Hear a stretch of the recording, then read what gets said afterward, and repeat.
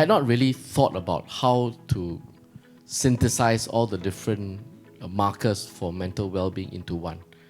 I mean, I don't immediately know even whether it is efficient to do it in one, because the causes and the reasons for someone suffering from mental wellness or well-being issues is very varied. It's very personal, very different, quite diverse. I mean, there's social, psychological. Some are triggered by very deeply personal experiences, and others are influenced by the environment they're in. The workplace creates stress. I know that is said all the time, or schools.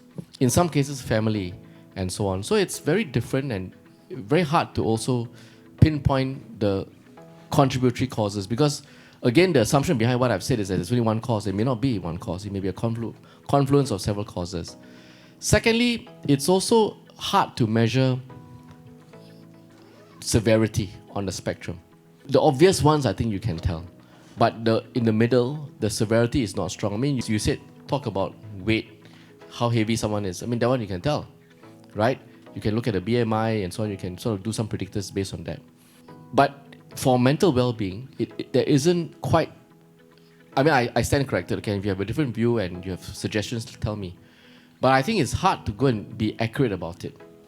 The third reason why I think it's also difficult is because I don't think there's enough historical data yet for us to make sense of, even if you were to able to quantify and put it as a measurable. I don't think we have enough historical data to tell us with enough deep learning at this point in time what the significance of that might be, and how then do we tackle it. Because why do we want to do this matrix? Why do you want to measure? It's because you want to know how to intervene, with what to intervene, how much you want to intervene, right? That must be the reason. You want this so that you can tell yourself how to look after that person better. But do we really have enough information at this point in time to tell us that, even if we were able to measure this? So I have some reservations about drawing up a national matrix to do this, but I stand corrected because I'm no expert in this area. I think the first responders must be someone who you work with or who are in your schools. Save for those cases which have become extreme and very severe overnight, where you can see it easily. I think the challenge for us and the trick for us is to identify early and intervene early. And the only people who can tell that are those who are day to day with you, see you, and can see that shift, even if it's subtle, over a shorter period of time. So I think it's important for us to, and I don't have the answers for this, how do we equip them better? Colleagues, teachers, particularly teachers, students, fellow students, and so on.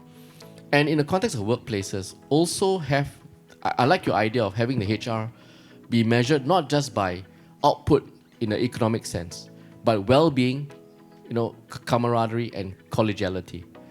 I think now with people working from home half the time, 2/3 of the time, it's an increasing challenge. I've told, I don't know whether my colleagues from my ministry are here, but I've told them this before.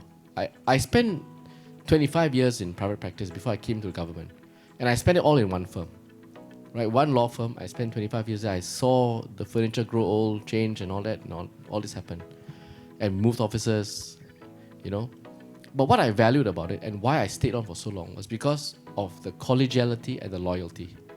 And I value that in a workplace tremendously, because I can work so much better when I know that the people behind me, at the side of me, will pick up the slack if I ever drop off. And that is a real load off my mind when I have to go to court, when I have to deal with clients, and get a bad day in court and so on. And I can come back and I know that, I'm home in the way that I've mentioned just now. So it's important for us to develop a workplace where you can feel that kind of spirit. So I've told my colleagues, people are at the heart of what we do. When we want to deliver, when we go out there and we as a ministry, and we tell people, hey, we want to build social cohesion, camaraderie, harmony, but we must first have it in ourselves. And if you don't see it in ourselves, in our agencies, in our officers, you're not really going to believe it. So I think this is, to me, I don't know whether it's a mindset shift or a slight change in the way we look at HR, but I think that's really important. But if you have a HR that can deal with this, that can inculcate the right values, the right baseline, then I think it makes for a far better working place and ultimately a far more productive economic unit as well, right?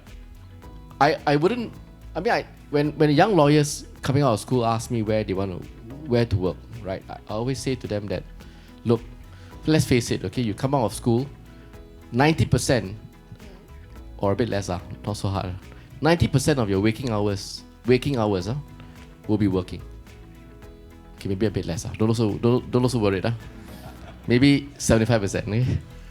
But you will spend the vast majority of your waking hours in the office environment, either physically or virtually. And you must be able to count on your own colleagues being there for you. They don't have to be trained to look out for mental wellness and so on. I mean, not everyone can do that. Not everyone will want to do that. But you just need someone who's able to build up a degree of relationship.